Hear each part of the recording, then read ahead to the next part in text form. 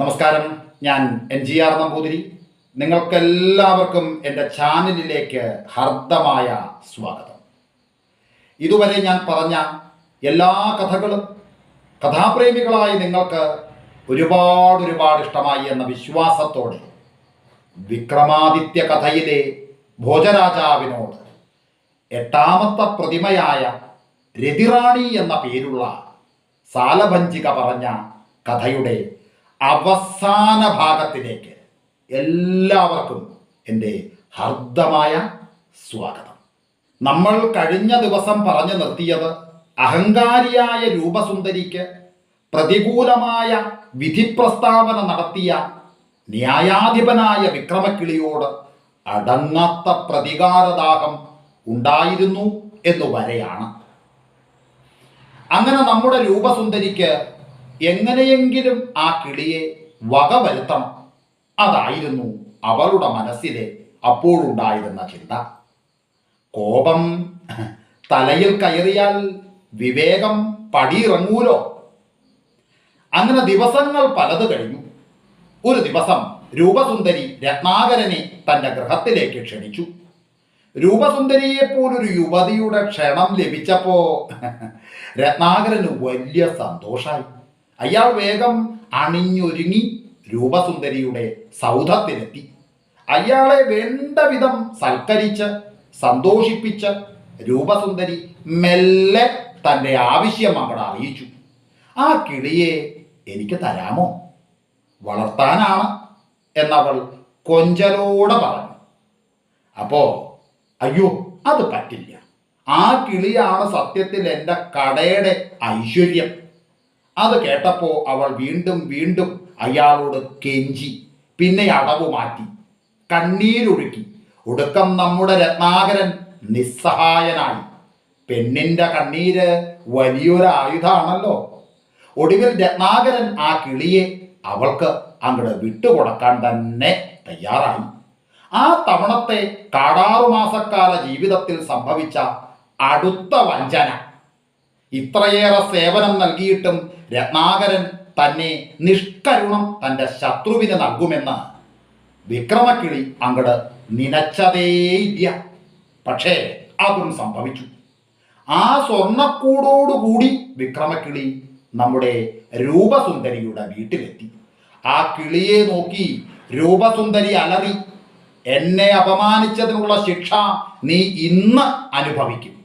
വേഗം അവൾ വേലക്കാരിയോട് അതിൻ്റെ തൂവലെല്ലാം പറിച്ച് കളഞ്ഞ് എണ്ണയിലിട്ട് പൊരിച്ച് ഉച്ചഭക്ഷണത്തോടൊപ്പം വിളമ്പാൻ ആജ്ഞാപിച്ചിട്ട് കുളിക്കാനൊരുങ്ങി.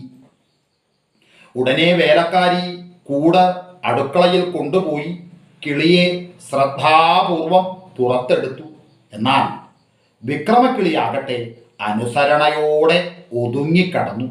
പക്ഷേ കൂട്ടിൽ നിന്ന് പുറത്തായി എന്ന് കണ്ടപ്പോൾ പെട്ടെന്ന് പിടയുകയും തൻ്റെ കൂർത്ത നഖങ്ങൾ അവളുടെ കയ്യിൽ അമർത്തുകയും ചെയ്തു. പെട്ടെന്നുണ്ടായ ആക്രമണത്തിൽ വിരണ്ടുപോയ വേലക്കാരി അതിനെ കൈവിട്ടു. കിളി ജീവനും കൊണ്ട് പറന്ന് അടുത്തുണ്ടായിരുന്ന ക്ഷേത്രത്തിൻ്റെ മുന്നിലെ ഒരു ആൽമരത്തിൽ അങ്ങോട്ട് പോയിരുന്നു.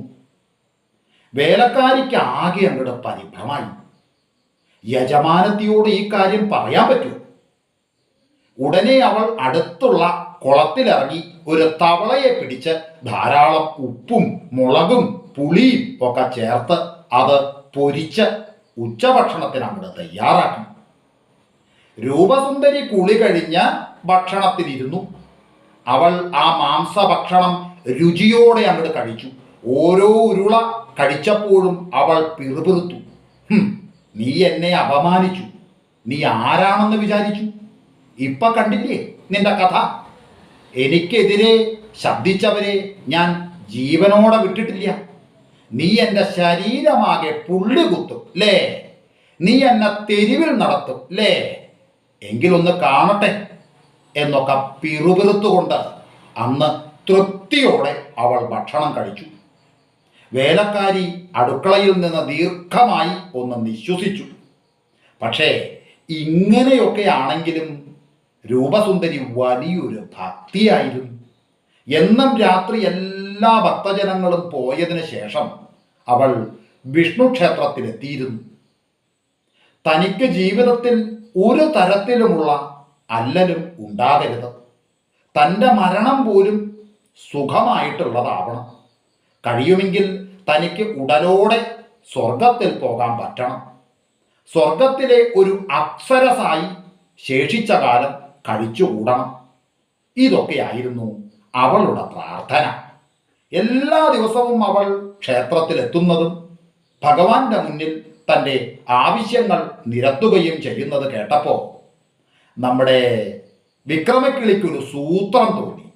അങ്ങനെ ഒരു ദിവസം അവൾ പ്രാർത്ഥിച്ചു കൊണ്ടിരുന്നപ്പോൾ വിഗ്രഹത്തിന് പിന്നിൽ നിന്നൊരു ശബ്ദം, രൂപസുന്ദരി, നിന്റെ ഭക്തിയിൽ നാം സംപ്രീതനായിരിക്കണം, ഇനി താമസമില്ലാതെ നിന്റെ ആഗ്രഹം നാം സാധിപ്പിച്ചു തരുന്നതാണ്. അടുത്ത വെള്ളിയാഴ്ച ഉടലോടെ സ്വർഗത്തിൽ പോകാൻ തയ്യാറായിക്കൊള്ളൂ എന്ന് പറഞ്ഞു. ഇത് കേട്ടപ്പോൾ ആദ്യം രൂപസുന്ദരി ഒന്ന് പരിഭ്രമിച്ചു. പിന്നെ അവൾ ചുറ്റുമൊന്ന് നോക്കി. ഇല്ല, അവിടെ എങ്ങും ഒരു മനുഷ്യ ജീവി പോലുമില്ല. വീണ്ടും അശരീരി കേട്ടു, നിന്റെ സ്വത്തും പണവുമെല്ലാം ഉടൻ തന്നെ നീ ദാനം നൽകണം, എന്നിട്ട് തല മുണ്ടനം ചെയ്ത് ശരീരത്തിൽ പുള്ളി കുത്തി ഒരു കഴുതയുടെ പുറത്ത് കയറി നീ ഈ ക്ഷേത്രത്തിലെത്തണം. വരുന്ന വെള്ളിയാഴ്ച ദീപാരാധനയ്ക്ക് ശേഷം നിന്നെ സ്വർഗത്തിലേക്ക് കൊണ്ടുപോകാനുള്ള ആകാശരഥം ആൽച്ചുവട്ടിലെത്തുന്നതാണ് എന്നൊക്കെ അശരീരി കേട്ടു. രൂപസുന്ദരിക്ക് ഇതിൽ പരം ഒരു ആനന്ദമുണ്ടാകാനില്ല. ഭൂമിയിൽ അപൂർവം സുഹൃതികൾക്കേ ഇത്തരത്തിലുള്ള ഭാഗ്യം കിട്ടൂ. അവളൊട്ടും താമസിച്ചില്ല. അവളുടെ സകല സ്വത്തും സാധുക്കൾക്കായി അങ്ങോട്ട് ദാനം ചെയ്തു. ഇടതൂർന്ന് പാദം വരെ കിടന്ന തലമുടി അപ്പാടെ അങ്ങോട്ട് കളഞ്ഞു. എന്നിട്ട് പറഞ്ഞ ദിവസം സന്ധ്യയോടെ രൂപസുന്ദരി ആടയാഭരണങ്ങളെല്ലാം ഉപേക്ഷിച്ച് ഒരു പരുക്കൻ വസ്ത്രം ധരിച്ച് ശരീരമാസകലം പുള്ളി കുത്തി ഒരു കഴുതയുടെ പുറത്തു കയറി ക്ഷേത്രത്തിലേക്ക് യാത്രയായി. രൂപസുന്ദരിയുടെ സ്വർഗീയ യാത്ര കാണാൻ പരശതം ജനങ്ങൾ തിങ്ങിക്കൂടി. ദീപാരാധന കഴിഞ്ഞു. ഉടനെ രൂപസുന്ദരി ആൽച്ചുവട്ടിലെത്തി. എന്നിട്ട് നേരെ ആകാശത്തേക്ക് നോക്കി നിൽക്കുകയാണ്. രഥം ഇപ്പ വരും എന്നതായിരുന്നു ചിന്ത. ആ സമയത്ത് ക്ഷേത്രത്തിലെ ഒരു തൂണിൽ വിക്രമക്കിളി പറന്നു വന്നിരുന്നു. എന്നിട്ട് ഉറക്കെ പറഞ്ഞു, ഹേ രൂപസുന്ദരി, എന്നെ കൊല്ലാൻ ശ്രമിച്ചാൽ നിന്നെ പുള്ളി കുത്തി കഴുതപ്പുറത്ത് കയറ്റുമെന്ന് ഞാൻ പറഞ്ഞത് മറന്നുപോയോ? അതാണ് ഇപ്പോൾ ഇവിടെ സംഭവിച്ചത്. സ്നേഹമാകട്ടെ ഭക്തിയാകട്ടെ, അത് സ്വാർത്ഥതയ്ക്കും പരജനദ്രോഹത്തിനും വേണ്ടി ഉപയോഗിക്കുന്നവർക്ക് അധപതനമേ വരൂ എന്ന് നീ അറിയാതെ പോയില്ലോ. രൂപസുന്ദരി വിക്രമക്കിളിയുടെ ഈ വാക്കുകൾ കേട്ട് അങ്ങട് പകച്ചു നിന്നുപോയി. അവിടെ കൂടിയ നൂറുകണക്കിന് ജനങ്ങൾ ഉച്ചത്തിൽ ഈശ്വരനാമം ഉരുവിട്ടു. ആ ജനക്കൂട്ടത്തിൽ നമ്മുടെ ഭട്ടിയും ഉണ്ടായിരുന്നു. വിക്രമാദിത്യനെ തേടി ഇറങ്ങിയ ഭട്ടിക്ക് കിളിയുടെ ശബ്ദം കേട്ടപ്പോൾ അത് താൻ അന്വേഷിക്കുന്ന ആൾ തന്നെ എന്ന് അങ്ങോട്ട് ഉറപ്പായി. അടുത്ത ക്ഷണത്തിൽ കിളി പറന്നു വന്ന ഭട്ടിയുടെ തോളിലിരുന്നു. 16 മാസം കഴിയുന്ന ദിവസമായിരുന്നു അന്ന്. ചന്ദ്രകാന്തൻ വിക്രമാദിത്യനായി വിലസുന്ന ഉജ്ജയിനിയിൽ നമ്മുടെ ഭട്ടി വിക്രമക്കിളിയെയും കൂട്ടി അങ്ങോട്ട് വന്നു ചേർന്നു. ആ സമയത്ത് ചന്ദ്രകാന്തൻ റാണിമാരുടെ ആ അന്തഃപുരത്തിലേക്ക് പോകാനുള്ള ഒരുക്കത്തിലായിരുന്നു. ഭട്ടിയുടെ ഉപദേശപ്രകാരം ഒരു തോഴി ചന്ദ്രകാന്തന് സമീപമെത്തി. എന്നിട്ട് ഇങ്ങനെ പറഞ്ഞു, കൊട്ടാരത്തിലെ റാണിമാരുടെ വ്രതം ഇന്ന് അവസാനിക്കുകയാണ്. റാണിമാരുടെ ആടുമായി അംഗം കഴിഞ്ഞാൽ പിന്നീട് അന്തഃപുരത്തിലേക്ക് അങ്ങേക്ക് കടക്കാം എന്ന് പറഞ്ഞു. റാണിമാരുടെ ആടുമായുള്ള അംഗമോ? അതെന്താ? അങ്ങനെയൊരു ചടങ്ങുണ്ട്.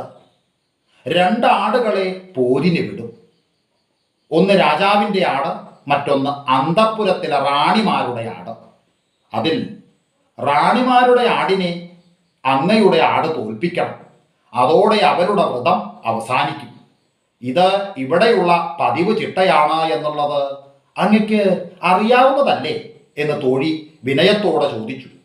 ശരി, എങ്കിൽ അങ്ങനെയാവട്ടെ എന്ന് ചന്ദ്രകാന്തനും പറഞ്ഞു. ഉടനെ അന്തഃപുരമുറ്റത്ത് 2 ആടുകൾ ഏറ്റുമുട്ടി. കൂട്ടത്തിൽ ദുർബലനായിരുന്നു ചന്ദ്രകാന്തൻ്റെ ആട്. ഏതാനും നിമിഷങ്ങൾ കഴിഞ്ഞപ്പോൾ ചന്ദ്രകാന്തൻ്റെ ആട് അവിടെ മരിച്ചു വീണു. അങ്ങനെ വിട്ടാൽ പറ്റില്ലല്ലോ, ഈ യുദ്ധം ജയിച്ചേ പറ്റൂ. തൽക്കാലം ആ ആടിൻ്റെ ശരീരത്തിൽ അങ്ങോട്ട് പ്രവേശിക്കാം. പിന്നീട് യുദ്ധം കഴിയുമ്പോൾ മടങ്ങി വന്ന രാജാവിൻ്റെ രൂപം ധരിക്കാം. ഇങ്ങനെ കരുതി ചന്ദ്രകാന്തൻ മരിച്ചു വീണ ആടിൻ്റെ ശരീരത്തിലേക്ക് അങ്ങോട്ട് കയറി. ആ സമയത്ത് വിക്രമാദിത്യ ശരീരം ചലനമറ്റ മുറിയിൽ കിടന്നു. ആ സമയം തക്കം നോക്കി നിൽക്കുകയായിരുന്നു നമ്മുടെ ഭട്ടി. ഉടനെ വിക്രമക്കിളിക്ക് അടയാളം കിട്ടി. കിളിയുടെ ഉടലിൽ നിന്ന് വിക്രമാദിത്യൻ തൻ്റെ ശരീരത്തിലേക്ക് അങ്ങോട്ട് പ്രവേശിച്ചു. അതോടെ നമ്മുടെ വിക്രമക്കിളി മരിച്ചു. ചന്ദ്രകാന്തൻ എന്ന ആടിനെ വിക്രമാദിത്യൻ ഒറ്റ വെട്ടിന് അങ്ങോട്ട് കൊന്നു. പ്രാണസുഹൃത്തിനെ ചതിച്ച ചന്ദ്രകാന്തന് മറ്റൊരു ശരീരം സ്വീകരിക്കാൻ അവസരം കിട്ടിയില്ല. അതോടെ അയാളുടെ കഥയും കഴിഞ്ഞു. അങ്ങനെ നമ്മുടെ വിക്രമാദിത്യ മഹാരാജാവ് വീണ്ടും സിംഹാസനത്തിലേറി. ഇത്രയും കഥ പറഞ്ഞ് അവസാനിപ്പിച്ച് സാലഭഞ്ജിക ഭോജരാജനോട് ചോദിച്ചു, ഹേ ഭോജരാജാവേ, ഇങ്ങനെ എത്ര അഗ്നിപരീക്ഷകളെ തരണം ചെയ്ത് വിക്രമാദിത്യ പ്രഭു സംരക്ഷിച്ച ആ സിംഹാസനമാണ് ഒരു കഥയും അറിയാതെ കേവലം അതിമോഹത്തിൻ്റെ പേരിൽ ആ സിംഹാസനം സ്വന്തമാക്കാൻ അങ്ങ് ശ്രമിക്കുന്നത്. അത് ന്യായമാണോ? അപ്പോഴേക്കും നേരം വൈകിയിരുന്നു. സന്ധ്യ കഴിഞ്ഞുള്ള സമയത്ത് സിംഹാസനാരോഹണം നടത്താൻ മുഹൂർത്തമില്ല. ഇനി അടുത്ത ദിവസമേ എന്തെങ്കിലും നടക്കൂ.